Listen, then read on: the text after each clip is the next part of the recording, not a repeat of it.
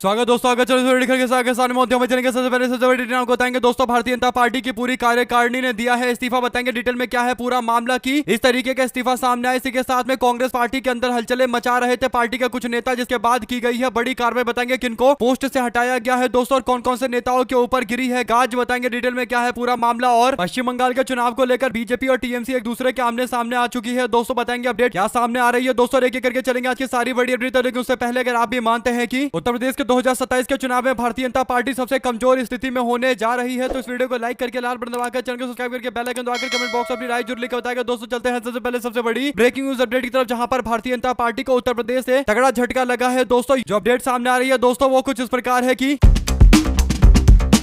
उत्तर प्रदेश के मैनपुरी के अंदर भारतीय जनता पार्टी के प्रदेश नेतृत्व को तगड़ा झटका तब लगा दोस्तों, जब बीजेपी ने जिला कार्यकारिणी की घोषणा करते हुए कुछ नामों को आगे किया दोस्तों। जैसे ही ये सूचना मिलती है कि भारतीय जनता पार्टी ने पुराने पदाधिकारियों को साइडलाइन करते हुए नए चेहरे को जिला कार्यकारिणी का हिस्सा बनाया है, तो इसके बाद समाजवादी पार्टी के गढ़ जहां पर भारतीय जनता पार्टी अपना विस्तार करना चाहती है मैनपुरी दोस्तों, यहां पर बीजेपी के उत्तरी मंडल के अध्यक्ष दीपक चौहान के साथ साथ पूरी की पूरी बीजेपी की कार्यकारिणी ने जिला कार्यालय पहुंचकर अपना इस्तीफा सौंप दिया दोस्तों। दीपक चौहान का कहना है कि कार्यकारिणी में शामिल ध्यानेंद्र सिंह उर्फ धीरू राठौड़ को जिला मंत्री बनाया गया है, जबकि वह काफी वरिष्ठ नेता और व्यापार मंडल के जिला अध्यक्ष भी है। साथ ही उनसे काफी कनिष्ठ और नए नेताओं को महत्वपूर्ण पद दिए गए हैं। इसे बीजेपी नेताओं के अंदर रोष देखने को मिल रहा है दोस्तों। आप लोग इस पूरे मामले अपनी राय जरूर लिखकर बताएगा, क्योंकि बीजेपी के एक दो नहीं बल्कि दर्जनों नेता ने इस्तीफा दिया है दोस्तों। ये सारे कार्यकारिणी के नेता थे, तो इसका सीधा मतलब यह है कि भारतीय जनता पार्टी में बड़े ऊंचे पोस्ट पर है दोस्तों, और कम से कम मैनपुरी जिला के अंदर इन्हीं के भरोसे भारतीय जनता पार्टी चुनाव जीतने की उम्मीद कर रही थी और समाजवादी पार्टी को झटका देने की तैयारी कर रहे थे। अब ये सारे नेता अपने पोस्ट से इस्तीफा देकर बीजेपी से अलग हो गए हैं, तो इससे पता चल रहा है कि उत्तर प्रदेश के अंदर भारतीय जनता पार्टी संगठन का जो विस्तार कर रही है, उस विस्तार में भारतीय जनता पार्टी दो चार नेता को आगे बढ़ा पाए, उससे पहले ही बीजेपी के कई नेता पार्टी छोड़कर भाग रहे हैं। अगर आप भी मानते हैं कि आने वाले उत्तर प्रदेश के विधानसभा चुनाव में सबसे ज्यादा नुकसान भारतीय जनता पार्टी को होगा और समाजवादी पार्टी अपने गढ़ में चुनाव एक तरफा जीतेगी और मैनपुरी जैसे इलाकों के अंदर बीजेपी का कुछ अता पता नहीं चलेगा और पहले ही कार्यकर्ता नाराज होकर छिटक गए हैं, तो इससे पता चल रहा है कि माहौल किस तरीके का है। आप लोग अपनी राय जरूर लेकर बताएगा दोस्तों। ज्यादा से ज्यादा वीडियो को शेयर कीजिएगा ताकि पल पल की पूरी अपडेट आप लोगों तक लगातार इसी तरीके से आगे पहुंचती रहे। चलते हैं एक और बड़ी खबर की तरफ, जहां पर कांग्रेस पार्टी ने सख्त रुख अपनाना शुरू कर दिया है दोस्तों। नेताओं को बता दिया है कि थोड़ी भी पार्टी के अंदर अनुशासनहीनता बर्दाश्त नहीं की जाएगी। अब जो मामला सामने आया है दोस्तों, ये छत्तीसगढ़ से जुड़ा हुआ अपडेट है, जहां पर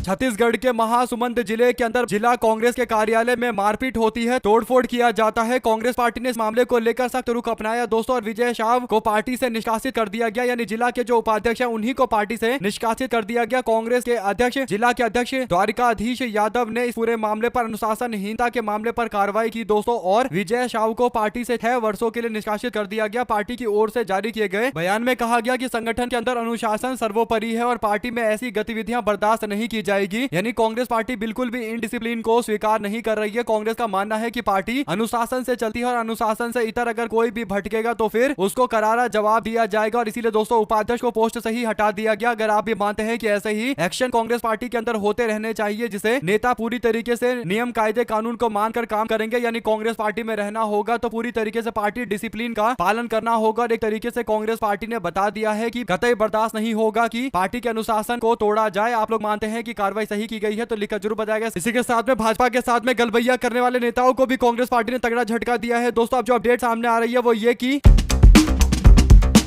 रायपुर के अंदर जिला कांग्रेस कमेटी रायपुर ग्रामीण जिला के अध्यक्ष राजेंद्र पप्पू बंजारे ने पार्टी अनुशासन को बनाए रखने के लिए सख्त दिशा निर्देश जारी किए हैं दोस्तों। उन्होंने स्पष्ट किया है कि नगर पंचायत अध्यक्ष, उपाध्यक्ष, जनपद के जो अध्यक्ष हैं और जिला पंचायत के जो अध्यक्ष हैं, जिला पंचायत सदस्य और सरपंच, जनपद सहित सभी चुने हुए जनप्रतिनिधियों को छोड़कर रायपुर जिले के समस्त अन्य कांग्रेस नेताओं, पदाधिकारियों तथा कार्यकर्ताओं को निर्देशित किया गया है कि किसी भी हालत में जिले के अंदर भारतीय जनता पार्टी के विधायक, मंत्री या अन्य बीजेपी के नेताओं के साथ में सार्वजनिक मंच पर दिखाई नहीं देना है। अगर कोई नेता सार्वजनिक मंच पर कांग्रेस पार्टी का नेता बीजेपी के साथ दिखाई दिया तो उसके खिलाफ सख्त से सख्त कार्रवाई की जाएगी। बीजेपी के ना तो किसी विधायक के साथ में दिखाई देना है, ना बीजेपी के मंत्री और प्रमुख भाजपा के नेता के साथ में कहीं दिखाई नहीं दे रहा है। श्री बंजारे ने कहा कि चुने हुए जनप्रतिनिधि केवल सरकारी कार्यक्रम में ही औपचारिक रूप से बीजेपी के मंत्रियों और विधायकों के साथ मंच साझा कर सकते हैं। सरकारी कार्यक्रम के अलावा किसी भी गैर सरकारी कार्यक्रम समारोह में अगर बीजेपी के लोगों के साथ में दिखाई दिए तो पार्टी उनके खिलाफ सख्त कार्रवाई करेगी। अगर आप भी भी मानते हैं दोस्तों कि ये दिशा निर्देश एक कांग्रेस पार्टी के चुने हुए प्रतिनिधियों के लिए स्पष्ट होना चाहिए कि अगर कोई भारतीय जनता पार्टी के साथ इधर उधर घूमता दिखाई दिया, बीजेपी के साथ मिलकर काम करता हुआ दिखाई दिया, तो उसके खिलाफ ऐसी कार्रवाई होगी कि जो अपने आप में एक नजीर बनेगा। और कांग्रेस पार्टी ने कहीं ना कहीं रायपुर के अंदर पार्टी के नेताओं को धमकी दी और कहा है कि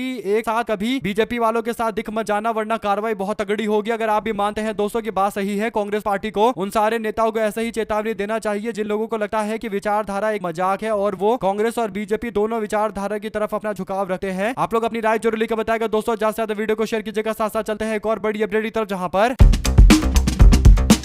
पश्चिम बंगाल के अंदर बेहाला पश्चिम स्थित परनश्री इलाके के अंदर तृणमूल कांग्रेस और बीजेपी के कार्यकर्ताओं के बीच में टकराव हो गया। एयरपोर्ट के पास स्थित बीजेपी के कार्यालय में जमकर तोड़फोड़ की गई और आरोप तृणमूल कांग्रेस के कार्यकर्ताओं पर लगा। दोस्तों इस घटना के बाद पूरे इलाके के अंदर तनाव का माहौल बन गया। भारी संख्या में पुलिस बल तैनात किए गए। भाजपा कार्यकर्ताओं का आरोप है कि तृणमूल कांग्रेस के कुछ कार्यकर्ता उनके चुनावी कार्यालय के अंदर पार्टी के पोस्टर लगाने के लिए पहुंच गए थे और इस दौरान जोरदार तरीके का विरोध हुआ। साफ कहा गया कि ये उनका कार्यालय है, यहाँ पर किसी दूसरी पार्टी का बैनर पोस्टर नहीं लगाया जा सकता। इसको लेकर दोनों पक्षों के बीच में विवाद शुरू हो गया और मामला काफी आगे बढ़ गया और झड़प शुरू हो गई। आरोप यह है कि कुछ ही देर के बाद 30 से 40 की संख्या में तृणमूल कांग्रेस के कार्यकर्ता पहुंचे। उन्होंने बीजेपी कार्यालय में घुसकर तोड़फोड़ कर डाली और इस दौरान बीजेपी के नेता इंद्रनील खान के पोस्टर और बैनर भी फाड़ दिए गए। इसके बाद बीजेपी के नेता के समर्थक थाने पहुंचे और पुलिस की भूमिका को लेकर सवाल खड़े किए गए हैं। यानी पूरी तरीके से इलेक्शन कमीशन ऑफ इंडिया के डायरेक्ट कंट्रोल में पश्चिम बंगाल का एडमिनिस्ट्रेशन है दोस्तों, प्रशासन है। इसके बावजूद बीजेपी के लोग प्रशासन पर तृणमूल कांग्रेस के साथ मिलकर काम करने का आरोप लगा रहे हैं। पुलिसिया कार्रवाई पर बीजेपी ने कई सारे सवाल उठाए हैं दोस्तों। अब जो अपडेट है वो ये कि पूरे घटनाक्रम के कारण तनावपूर्ण स्थिति के कारण स्थानीय लोगों में डर की भावना देखने को मिल रही है। लोगों का कहना है कि चुनाव प्रचार के दौरान इस तरीके की घटना लगातार सामने आ रही है जिससे आम जनता परेशान है और आने वाले चुनाव के दौरान किस तरीके का माहौल बनेगा इस बात को लेकर संशय का भाव है दोस्तों। लोगों को लग रहा है इस तरीके के विवाद तृणमूल कांग्रेस और बीजेपी के बीच में और ज्यादा बढ़ेंगे जिससे अशांति फैलेगी और आम जनता के जीवन पर इसका सीधा असर पड़ेगा। साथ साथ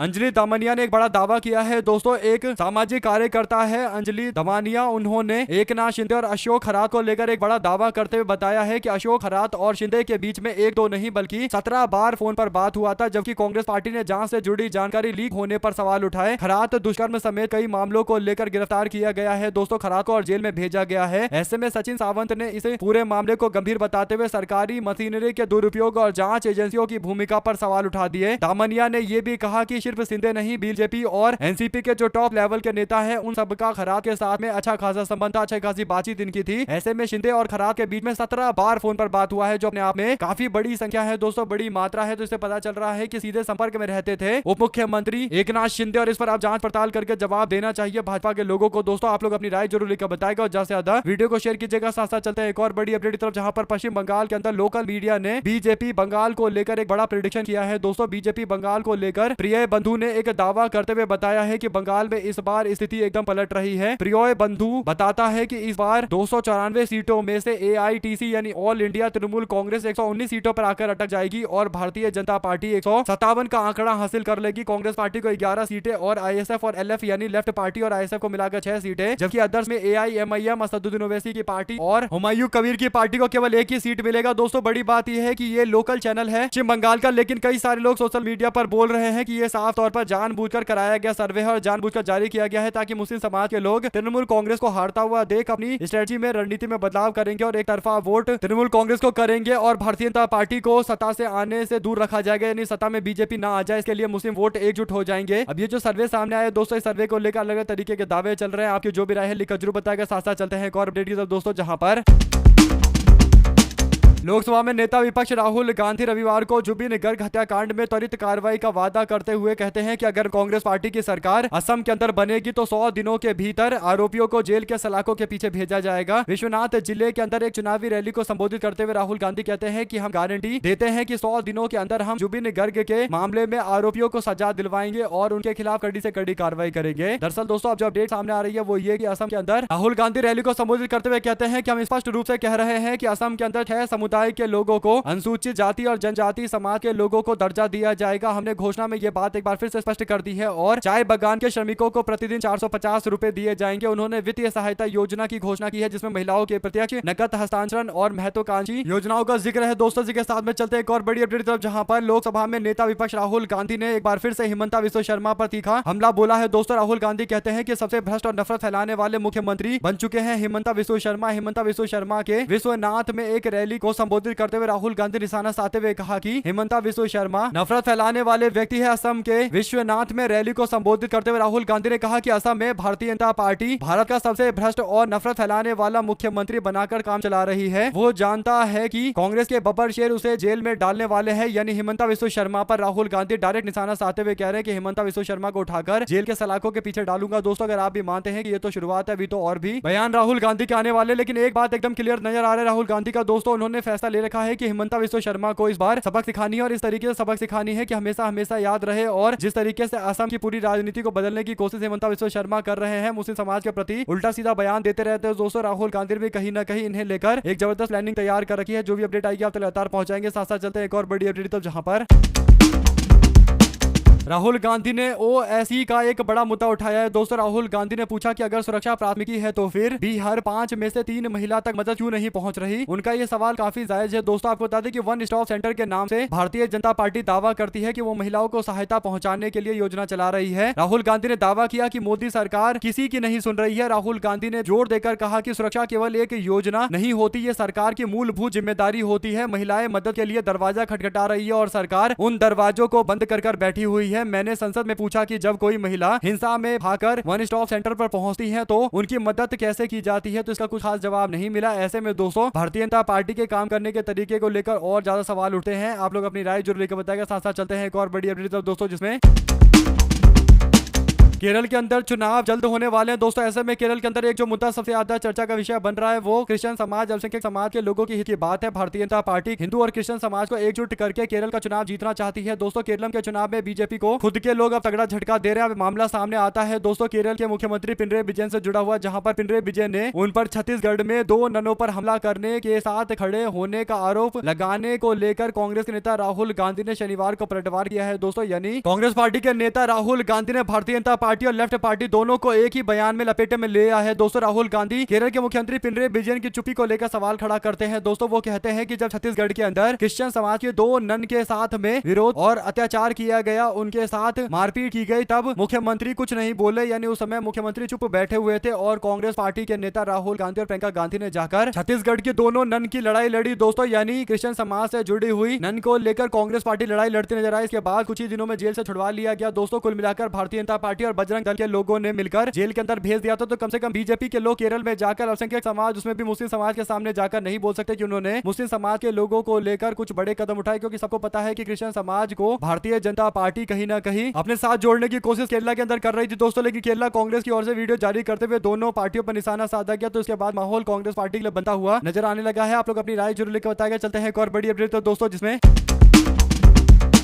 भारतीय जनता पार्टी के असम के मुख्यमंत्री हिमंता बिस्वा शर्मा सबको घुसपैठी बताते हुए सबको उल्टा सीधा बोलते रहते हैं। दोस्तों ऐसे में कांग्रेस पार्टी के नेता हिमंता बिस्वा शर्मा की पत्नी को लेकर उठ गए ऐसे सवाल की अब जवाब देना पड़ेगा कि हिमंता बिस्वा शर्मा देश के कानून के साथ खुला खिलवाड़ क्यों कर रहे हैं। जो अपडेट है दोस्तों वो ये कि कांग्रेस पार्टी ने रविवार को आरोप लगाया कि असम के मुख्यमंत्री हिमंता बिस्वा शर्मा की पत्नी रिंकी भुइयां के पास 3 अन्य देशों के पासपोर्ट हैं। उनके पास यूएई और अमेरिका का भी पासपोर्ट मौजूद है। वहीं मुख्यमंत्री ने इन शब्दों को झूठा बताया और राजनीति से प्रेरित बताया। शर्मा ने कहा कि मौजूदा वक्त में उनके परिवार और पत्नी दोनों ही कांग्रेस पार्टी के प्रवक्ता पवन खेड़ा के खिलाफ मानहानि का मुकदमा दायर कराएंगे। कांग्रेस पार्टी के नेता पवन खेड़ा ने एक प्रेस कॉन्फ्रेंस में कथित तौर पर 3 पासपोर्ट होने का दावा किया था। दोस्तों और ऐसे में पवन खेड़ा कहते हैं कि हम जानना चाहते हैं कि मुख्यमंत्री जिनकी पूरी राजनीति मुसलमानों के प्रति नफरत फैलाने पर आधारित है, उनकी पत्नी के पास 2 मुस्लिम देशों एंटीगुआ और बारमूडा के पासपोर्ट क्यों मौजूद है। हम ये भी जानना चाहेंगे कि क्या रिंकू भुइयां शर्मा के पास भी भारतीय पासपोर्ट है। दोस्तों ऐसे में कांग्रेस नेता पवन खेड़ा ने प्रेस कॉन्फ्रेंस करते हुए कहा कि 3 पासपोर्ट पर इनकी तस्वीर लगी हुई है। उनके बारे में दावा किया गया है कि रिंकू भुइयां शर्मा के विधायक के नाम पर और यूएई और एंटीगुआ के साथ साथ बारमूडा के नाम पर ये सीट सबने मिलकर जीती है, इसीलिए सबको मिलकर आगे बढ़ना चाहिए। पवन खेड़ा ने प्रेस कॉन्फ्रेंस में क्या क्या अंतर लगाए इस बात को लेकर भी अपडेट दी है। दोस्तों पवन खेड़ा कहते हैं कि हम जानना भी चाहते हैं कि मुख्यमंत्री जिनकी पूरी राजनीति मुसलमानों के प्रति हिंसा आधारित रही, उनकी पत्नी के पास 2 मुस्लिम देशों के पासपोर्ट कहां से आते हैं, इसका जवाब बीजेपी के नेता को देना चाहिए। और दोस्तों एकदम सही सवाल पूछा गया है। इसके साथ में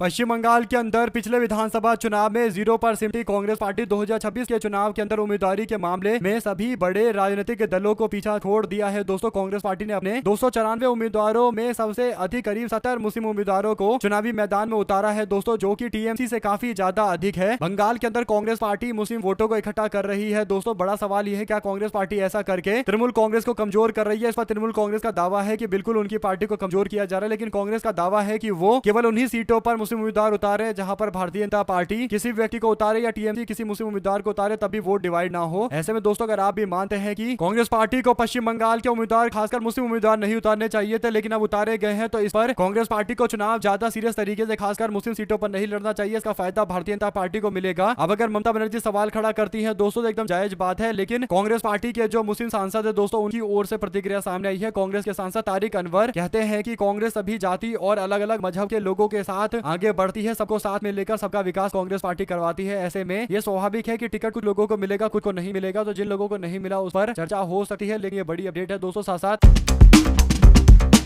फाजिल्का में आम आदमी पार्टी छोड़कर कांग्रेस पार्टी में लौटे पार्षद पति सांसद शेर सिंह धुबाया ने पार्टी में शामिल करवाया है। अब जो अपडेट आई है दोस्तों वो ये कि आगामी नगर काउंसिल के चुनाव को लेकर फाजिल्का के अंदर राजनीतिक सरगर्मियां तेज हो गई है। पंजाब में कांग्रेस पार्टी को उस समय एक महत्वपूर्ण उपलब्धि हासिल होती है दोस्तों, जब आम आदमी पार्टी में गए कांग्रेस पार्टी के नेता पार्षद जसप्रीत सिंह दुरेजा की पत्नी अमन दुरेजा कांग्रेस पार्टी में वापस आ जाती है। फिरोजपुर लोकसभा से सांसद शेर सिंह घुबाया ने इनको पार्टी में शामिल करवाया। सांसद घुबाया ने अमन दुरेजा के साथ साथ वार्ड नंबर 5 से जसपाल सिंह सम्राट सहित कई और लोगों को कांग्रेस पार्टी की सदस्यता दिलवाई है। दोस्तों कांग्रेस पार्टी का ग्राफ लगातार बढ़ता जा रहा है, क्योंकि कांग्रेस पार्टी के ग्राफ के बढ़ने का कारण यह है कांग्रेस पार्टी एक विचारधारा आधारित पार्टी है और कांग्रेस पार्टी को पंजाब में भारी समर्थन मिल रहा है। आम आदमी पार्टी की 5 साल पुरानी सरकार से आम जनता पूरी तरीके से उब चुकी है दोस्तों, और पंजाब में जो बदलाव का वादा किया गया था वो बदलाव तो आया नहीं। फ्री बिजली, गैस कनेक्शन और तमाम तरीके की चीजें जो आम आदमी पार्टी ने वादा किया था दोस्तों सबके सब ढकोसते निकले हैं। और आम आदमी पार्टी के नेता